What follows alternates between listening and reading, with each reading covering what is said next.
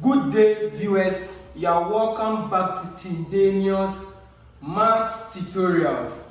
If you are new here, kindly visit my previous lecture videos on subfactorials or derangements. I've taught you the general concept of subfactorials into details. Today, we are only going to talk about the calculations, the computations, alright? And we said subfactorial is denoted by you having your exclamation mark first, then the value comes, alright? So the exclamation mark comes before the value. So this is pronounced as what? Subfactorial of n, right? So by definition, okay, we said that, but before that we said subfactorial of n simply means number of permutations where objects or items do not stay in their original position, right? And we learned about all those stuff. If you are new here, visit my previous lecture videos, you will really appreciate. It's a promise, okay? Now, by definition, subfactorial of n is given by n factorial, right? They are different. This is subfactorial of n, while this is what? N factorial times, we have 1, then minus, then you have 1 over 1 factorial. Viewers, remember, this is positive, okay? So, after positive, you move on towards the negative operation, right? The opposite sign. So here we have negative, right? So move on towards the positive. It goes that way. So I have a positive, then what? 1 over 2 factorial. Viewers, this is positive, right? When you move on to the next term, you have what? Negative. So it goes this way. When you start with negative, you move on to positive, then negative to positive, in that progressive manner. So my next term is what? You have negative, right? 1 over what? Over 3. So this is negative, right? Our next term will be what? Positive. And some indefinite number of terms, okay? We don't know them, alright? So we have plus, we have negative 1 raised to an exponent of n times 1 over n, then factorial. So by definition, this is what? Subfactorial of n. Now let's see how we can appreciate this. Let us solve questions. So for example, find the subfactorial of the following. Alright? So number 1, the subfactorial of 4. So we have what? Subfactorial of 4. Alright, which is equal to, remember, we have n here and we also have n here, right? So we have what? 4, what? Factorial. Then times, I have 1 over 1 factorial plus 1 over 2 factorial. This is negative, then positive, right? Then move on to the negative. Negative 1 over 3 factorial.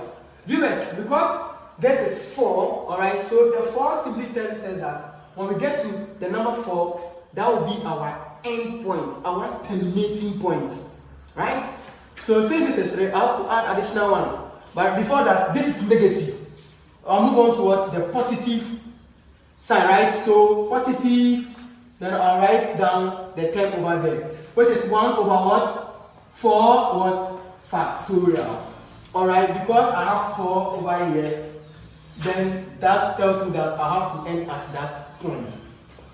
So remember, we know that 4 factorial means you have the number 4, then you multiply it in the descending order until you get to the value or the number 1, then you stop. Right? So if I subtract 1 from 4, I have 3, times if I subtract 1 from 3, I have 2. If I subtract 1 from 2, I have what? 1. Now this is my end point. So if I multiply this, you should get what? 24. So subfactorial of 4 becomes 4 factorial. And 4 factorial is giving us what? 24. So I have 24. Then I have 1 minus 1 over 1 factorial plus 1 over 2 factorial minus 1 over 3 factorial, then plus 1 over 4 factorial, which is the same as what? 24. This way. So subfactorial of 4 gives me 24, then times. Viewers, if I evaluate this, I should be getting 9 over 24. So 24 cancels 24. So therefore I have what? 9. So therefore subfactorial of 4 is equal to what? 9.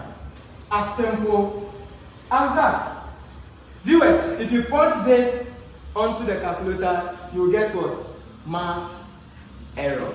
Alright? So you have to solve this manually. Now to throw more light on this, let us solve another example. So example number 2, we have subfactorial of 5. So I have it this way, subfactorial of 5, which is equal to, remember, I have 5 what? Factorial. Then times what I have? 1 minus 1 over 1 factorial. This is negative. I move on to the next term, right? So I have a positive 1 over 2 factorial. This is negative, this is positive. So the next one was negative. So I have 1 over 3 factorial. This is negative. I move on to the next one, which is positive 1 over 4 factorial. This is positive. I move on to what? The last term, which is what? Negative 1 over what? 5 factorial. I stop at this point because I was given what? The number 5, right? Subfactorial of 5. So 5 is the end point. So remember, 5 factorial is the same as what? 120. As simple as that. So we know that 5 factorial is the same as what? 5 times what? 4. Then subtract 1 from it. 1 from 5 is 4. 1 from 4 is what? 3. 1 from 3 is 2. 1 from 2 is 1. You multiply then you get what? 120. So therefore, subfactorial of 5 is equal to 5 factorial, okay, which is equal to 120. Alright, so 120 and 5 factorial are the same. Then times 1 then minus 1 over 1 factorial plus 1 over 2 factorial minus 1 over 3 factorial plus 1 over 4 factorial, then minus 1 over 5 factorial, which is the same as what? 120.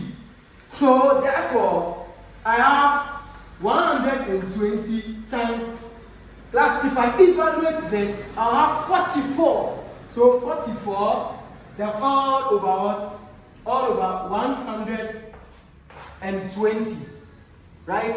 So this cancels this. So I'll have what?